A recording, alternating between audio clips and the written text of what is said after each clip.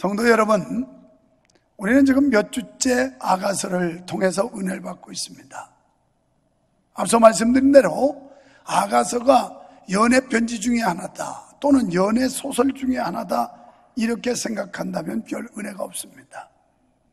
여기에는 신적 의미가 담겨 있고, 또 아가서를 통해서 그 하나님과 성도와의 사이, 관계, 이런 걸 묘사하고 있는데요, 우리가 본서에서 신적 권위를 찾을 수 있는 근거는 성경에 아주 많습니다. 그러니까 신약 성경에 보면 예수님을 신랑이라고 표현하고, 또 우리 믿는 성도들을 신부라고 묘사하는 대목들이 아주 많은데, 그 중에 마태복음 25장 1절로 13절, 요한계시록 3장 20절, 마태복음 9장 15절, 고린도후서 11장 2절, 계시록 19장 7절, 계시록 22장 17절 등등, 이 외에도 성도가 그리스도의 순결한 신부가 되어야 한다는 교훈은 매우 많습니다. 저는 오늘 순결한 신부가 되어라, 신부는 순결을 잃으면 부끄러운 거 아니겠어요? 순결을 유지해야 되고, 순결을 지켰을 때 당당하지만 그 순결을 잃어버리면 창피하고 부끄러운 겁니다. 그렇다면 순결한 신부는 어떠해야 할까요? 먼저 아름다움이 있어야 한다는 거예요. 솔로몬은 자신의 아내 술라미 여인에 대해서 세상의 모든 수사어를 다 쓰고 가장 고상한 문학으로 이렇게 표현할 수가 없을 거예요. 여러분, 여기서 술라미의 아름다움을 7가지로 표현을 합니다. 그 7가지는 눈, 머리털, 이, 입과 입술, 뺨, 목, 유방 등인데, 이건 외적 아름다움만 표현한 게 아니라 내적 아름다움에 더 큰 비중을 가지고 있다라고 여러분이 보셔야 돼요. 여러분, 신부에게 꼭 있어야 할 몇 가지가 있는데요, 그 중에 대표적으로 3가지를 꼽아본다면 순결성이 있어야 돼요. 신부는 순결성. 두 번째는 향기로움이 있어야 돼요. 그리고 세 번째는 열매가 있어야 됩니다. 우리는 여기서 술라미 여인의 7가지 아름다움과 성도가 지녀야 할 영적 아름다움에 대해서 살펴보면서 은혜를 받으려고 하는 겁니다. 그냥 연애소설, 연애편지로 끝나면 아무것도 아니에요. 그런데 여기에 담겨진 영적 깊은 교훈이 있다는 겁니다. 놀라운 은혜가 있다는 거예요. 첫째는 1절에 보니까 술라미 여인의 눈은 비둘기 같다 그랬습니다. 이는 온유하고 순결하여 오직 하나님만 바라보는 맑은 영안을 가졌는 것을 뜻하는 거예요. 마태복음 5장 8절에 보면 마음이 청결한 사람이 복이 있는데 저는 하나님을 볼 것이다. 눈으로 보는 게 아니에요. 마음으로 하나님을 볼 수 있어요. 그래서 한 번은 제자들이 예수님에게 묻기를 하나님의 나라가 어디 있습니까? 라고 물었더니 너희 마음속에 있느니라 그랬어요. 그래서 성경은 마음이 청결하면, 심령이 깨끗하면 영안이 열려서 하나님을 볼 수가 있다라는 겁니다. 마태복음 10장 16절에 보면 뱀같이 지혜롭고 비둘기같이 순결하라 이렇게 말씀하고 있어요. 두 번째, 머리털은 길르앗산 기슭에 누운 무리 염소 같도다 라고 표현하고 있어요. 이는 긴 머리를 가진 술라미 여인의 아름다운 자태를 칭찬한 것으로 영적으로는 순종의 미덕과 그 인격의 도덕적 아름다움을 나타내는 표현입니다. 그러니까 우리는 순종의 미덕과 도덕적인 아름다움을 지녀야 순결한 신부가 될 수 있다는 거예요. 베드로전서 3장 3절에 보면 너희 단장은 머리를 꾸미고 이랬어요. 왜요? 머리를 단장하라. 보여지는 거. 또 우리의 인상, 우리의 이미지 중요하지요. 그 다음에 셋째는 2절에 보니까 이는, 이 치아, 이빨을 말합니다. 이는 목장에서 나온 털 깎인 암양 같다 그랬어요. 이것은 술람이 여인의 치열이 매우 고르고 그 색깔이 매우 희어 보이기 때문에 빛나는 상태를 의미하는 겁니다. 어떤 이 치열이 고르고 아주 하얀 이빨로 빛이 났다는 거예요. 이것은 성도의 순결과 빛나는 인격 및 질서와 조화로운 삶을 표현하는 말입니다. 그러니까 성도는 순결해야 되고 빛나는 인격, 훌륭한 인격을 가져야 하고 조화로운 삶, 그냥 자기만 뾰로통 해가지고 자기 중심으로 사는 게 아니라 모든 사람과 어울리고 조화를 이뤄야 되는 거예요. 조화.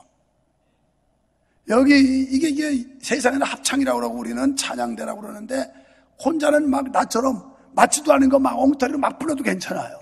그런데 두 사람 이상 되면 조화를 이뤄야 돼.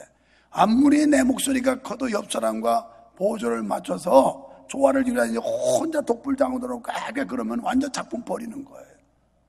우리는 그리스도 안에서 성도 간의 조화를 이루어야 돼요. 자꾸 티격태격하고 겉돌고 단란체하고 이러면 안 되는 거예요. 조화를, 이 치열이 골라가지고 조화를 이룬 것처럼 우리가 영적으로 신앙생활하면서 이런 아름다운 조화를 이뤘다, 이런 교훈을 주는 거예요.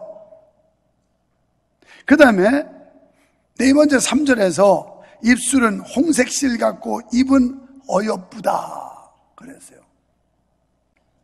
여기서 홍색실 같고 입은 어여쁘다, 술람이 여인의 탐스럽고 생기 넘치는 입술을 강조한 말씀으로 출애굽기 12장 7절에 가보면 이 홍색실이라고 하는 건 구원을 상징하는 거예요.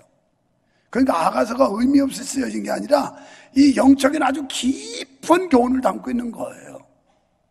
이처럼 성도는 입을 벌릴 때마다 죽음의 악취를 쏟아내지 말고 생명의 메시지를 풍부하게 풍성하게 내보내라는 그런 뜻이에요. 믿습니까? 입만 열면 불평불만하고 원망시비하고 투덜거리고 교회 불평하고 이러지 말고 생명의 메시지가 풍성히 나가도록 하라, 구원의 메시지를 전파하라, 이런 뜻인 거예요. 몰랐죠? 지금 수십 년 예수 믿었지만, 전광훈 집사 어머니 뱃속에서부터 믿었지만 아가서가 이렇게 깊은 뜻이 있는 거 처음이지. 나도 처음이야. 나도 그냥 대충 봤는데 이렇게 시리즈로 설교를 나가면서 아가서를 연구하다 보니까 이렇게 깊은 뜻이 있다는 걸 미처 몰랐어요. 미처 몰랐어요. 그 다음에 다섯 번째로 3절에 보면 너울 속 뺨은 석류 한쪽 같다. 하여튼 이 구구절절히 묘사하는 거 한번 보십시오.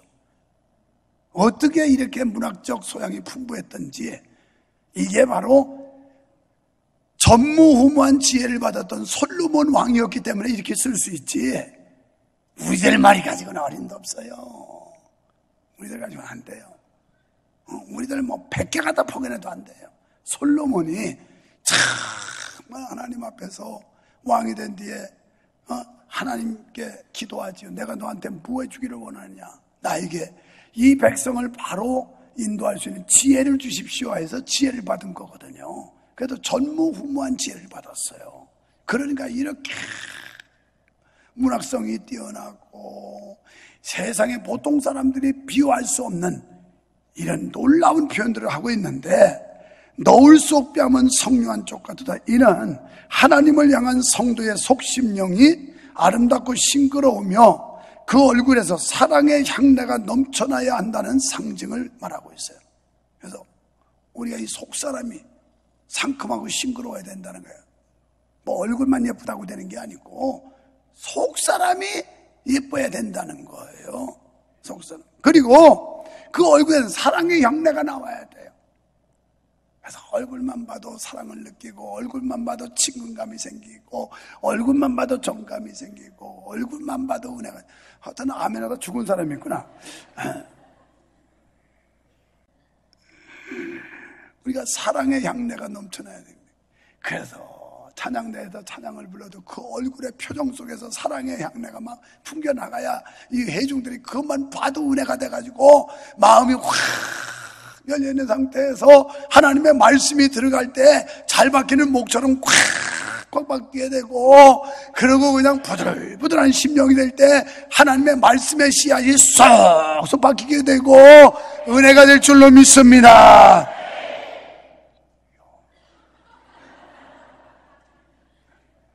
여섯째, 3절에 보니까 목은 군기를 두려고 건축한 다윗 망대 같았다라고 표현하고 있어요. 망대는 전쟁 시에 적군의 침입을 감시하고 유사시에는 피난처로 쓰기 위해서 세워지는 게 망대입니다. 그러니까 이건 어떤 영적 의미가 있냐면 아직 사내를 가까이 근접시키지 않은 술람이 여성의 순결성을 부각시키는 거예요. 그러니까 망대, 방패 이런 걸 통해서 자기의 순결을 잃지 않도록 자기를 철저하게 지켰다는 거예요. 술람이 여인을 묘사하는 솔로몬이 뭐라고 그러냐면 사내를 가까이 근접시키지 않은 술람이 여성의 순결성. 본문은 성도의 영적 순결의 필요성을 말씀하는 거예요. 우리는 영적으로 순결해야 되는 거예요. 그리스도의 신부로서 자기의 순결을 지켜야 된다는 거예요. 7번째는 5절의 말씀. 제가 여기 원고에다가 다른 건 성경 구절을 다 써놨는데 5절은 좀 쑥스러워서 안 썼어요. 한번 읽어보자고요. 5절 다 같이 시작. 내 두 유방은 백합화 가운데서 꿀을 먹는 쌍태 노루 새끼 같구나. 왠지 이거 쓰려니까 좀 쑥스러워서 안 썼는데 그건 뭐 이상하게 생각하니까 그런 거 아니에요? 유방, 뭐 여성들 여기 남자도 달렸잖아요. 남자 유방이라고 하나지 가슴이라고 그러잖아. 여성만 유방이라고 그래. 근데 이상하게 생각하지 마. 저 용인에 가면 유방동도 있어. 유방동. 여긴 톨게이트 있는 쪽에 그 동이 유방동이야. 얼마나 좋으면 유방동이라고 썼겠어 그걸.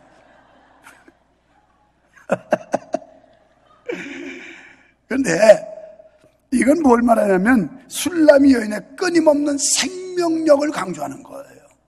생명력. 결국 이는 성도의 삶에 항상 영적인 생명력이 넘쳐야 할 것과 그 생명력으로 일한 아름다운 결실을 맺어야 된다는 거예요. 이런 생명력이 넘치기를 축원합니다. 영적 결실이 있기를 축원합니다. 잠언 11장 30절에 의인의 열매는 생명나무라 지혜로운 자는 사람을 얻느니라.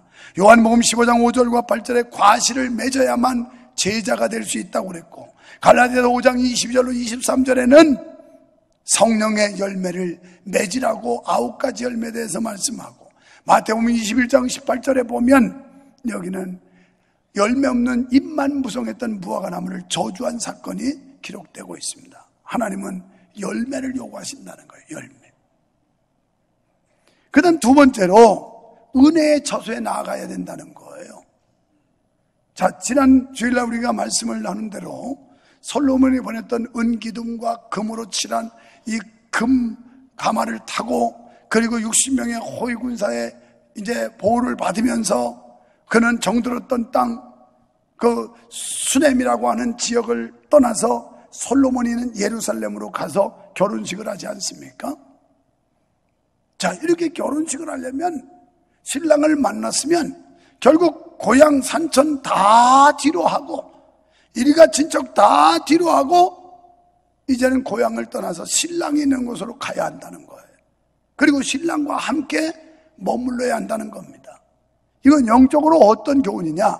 우리가 그리스도를 영접하고 그리스도의 영적인 신부가 되면 이전에 그 죄악된 거, 허물된 거 이런 걸 다 떠나서 새로운 삶으로 전환하는 이런 단계가 일어나야 된다는 거예요. 그런데 우리는 영적으로 주님과 만나서 교제하고 영적인 결혼을 했다고 하면서도 옛날의 구습을 버리지 않고 과거에 그냥 매여서 아직도 완전히 청산하지 않은 이 상태로 살다가 그저 교회 오기만 하면 또 잘못했습니다, 또 실수했습니다, 맨날 반복되는 이야기를 주님 앞에 하고 있지는 않습니까? 아직도 떠나지를 못해서 그래요. 과감하고 단호하게 떠나지 않으면 결혼할 수가 없는 거예요. 분명히 자기가 살던 그곳, 자기 가정, 일가 친척을 떠나서 남편에게 가야 된다는 얘기예요. 우리가 이전 믿기 전에 과거에 여기에 매이지 않고 여기에 연루하지 않고 여기를 벗어나서 예수 그리스도 신랑 되신 주님께로 나아가야 된다는 겁니다. 모든 것을 떨쳐버리고 주님께서 초대하시는 거룩한 나라에 들어가야 할 줄로 믿습니다. 그런데 이러한 결단이 우리의 수고도 필요하지만 그것만 가지고 안 된다는 거예요. 해보지만 안 되잖아요. 작심삼일이고 이제 주 뜻대로 살겠다고 주님 말씀대로 살고 눈물 콧물 흘리면서 주님 뜻대로 살기로 했는데 그냥 골백번씩 불러가면서 결심했지만 지나고 보면 도로제턱이잖아요. 그럴 수밖에 없어요. 왜요? 주님의 도우심이 있어야만 가능해요. 내 힘으로 되는 게 아니라 주님이 힘 주셔야 되고 주님이 우리를 도와주셔야 될 줄 믿습니다. 그래서 주님께서는 죄악의 자리에 머물고 있는 우리를 향해 8절에서 뭐라고 말씀하시느냐?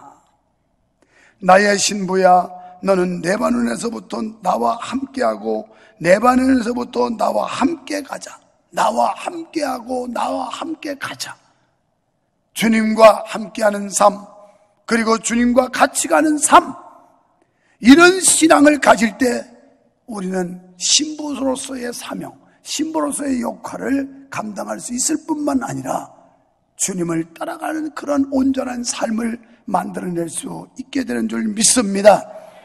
이 말씀은 우리를 초청하신 신랑 예수께서 우리를 책임져 주신다는 약속이 담겨져 있는 말씀이에요. 그래서 우리는 찬송가 저와 같이 길 가는 것 즐거운 일 아닌가, 우리 주님 걸어가신 발자취를 밟겠네.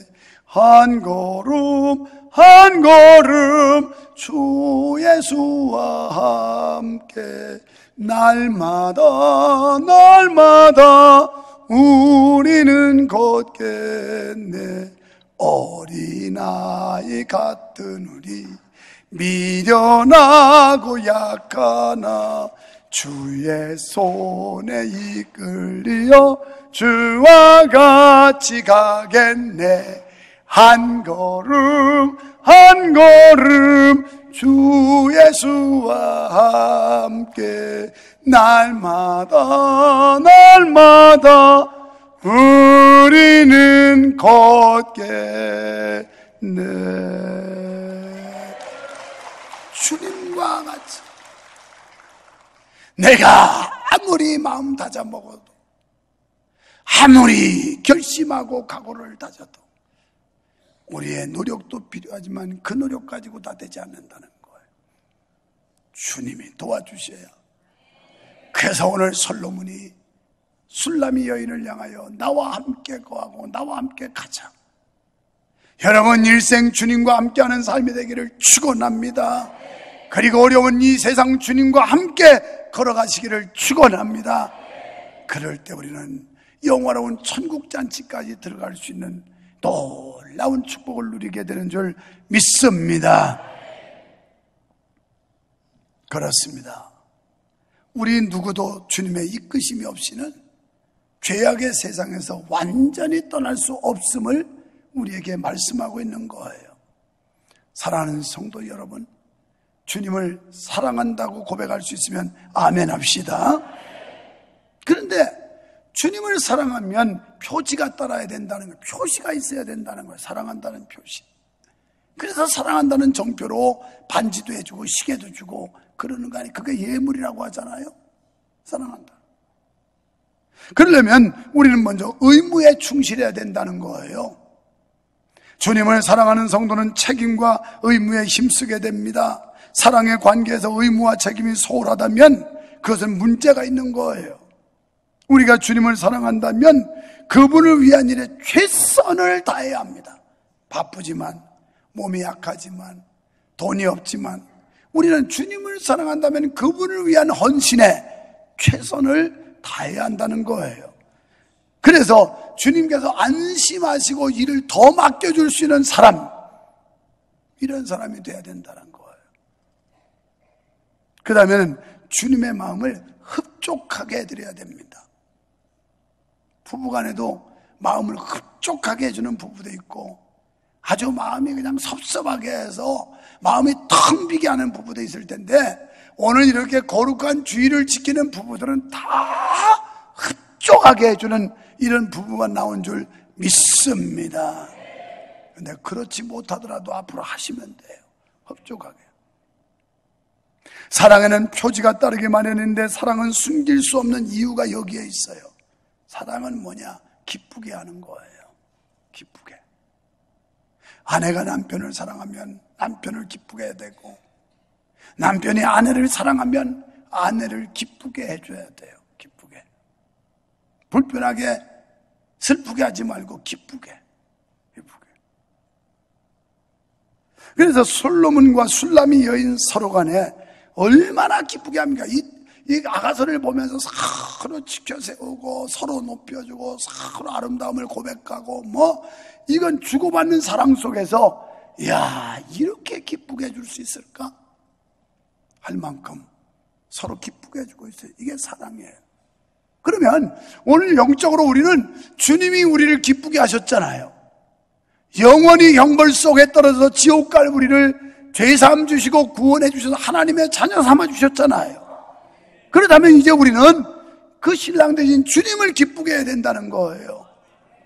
먹든지 마시든지 뭘 하든지 다 하나님의 영광을 위해서 한다는 이 말씀처럼. 그래서 주님을 기쁘시게. 그래서 주님이 기뻐하는 일은 내가 좀 서운하고 힘들고 슬퍼도 해야 되는 거예요. 수고스러워도 해야 되는 거예요. 아멘. 여러분, 솔로몬과 술람이 여인 서로 간에 얼마나 기쁘게 하는지를 볼 수 있잖아요. 우리는 주님의 사랑을 받은 만큼 우리도 주님을 기쁘시게 해드려야 될 줄 믿습니다. 그 다음에 여러분, 참 사랑에는 직관 관심이 있어요. 사랑은 뭐냐? 관심이에요. 여러분이 교회 사랑하면 교회에 관심이 있게 돼 있고요, 사람을 사랑하면 그 사람에게 관심이 있어요. 그러니까 사랑은 관심인데, 관심이 큰 만큼 세심한 배려와 따뜻한 돌봄이 있어요. 그러니까 관심 있는 사람한테는 배려를 합니다. 그리고 돌봐줘요, 그 사람들을. 우리가 주님을 사랑하면 주님께 관심이 있죠. 그리고 주님이 무엇을 기뻐하는지, 주님이 뭘 원하는지에 관심을 가지고 그걸 우리가 돌보고, 그러니까 사역이라고 할 수 있죠. 봉사하고 헌신하고 이런 일을 할 수 있는 거예요. 솔로몬은 술람이 여인이 자신의 것인 만큼 자신의 소유 가운데 가장 소중한 존재로 여겼어요. 가장 소중한 존재. 여러분, 가정에서 부부간에 이런 은혜가 있으시기를 바라요. 남편은 아내를 가장 소중한 존재로, 아내는 남편을 가장 소중한 존재로. 그래서 그 표현이 어떻게 나옵니까? 나의 사랑, 나의 신부, 나의 누이, 이런 묘사를 하고 있어요. 나의 사랑, 나의 신부, 나의 누이야. 얼마나 참 야릇하지 않습니까? 얼마나 기쁜 사랑이에요. 나의 사랑, 나의 신부, 나의 누이야, 이러면서 함께하고 함께 가자. 우리는 주님과 함께하고 주님과 함께 가는 삶, 이게 신앙의 삶인 줄 믿습니다. 이 말은 주님께서 우리를 향하여 너는 나에게 가장 소중한 존재다, 그래서 내가 너를 책임진다는 이런 약속이 담겨져 있는 줄 믿습니다. 사랑하는 성도 여러분, 우리 모두 영적으로 주님의 순결한 신부가 되십시다. 할렐루야.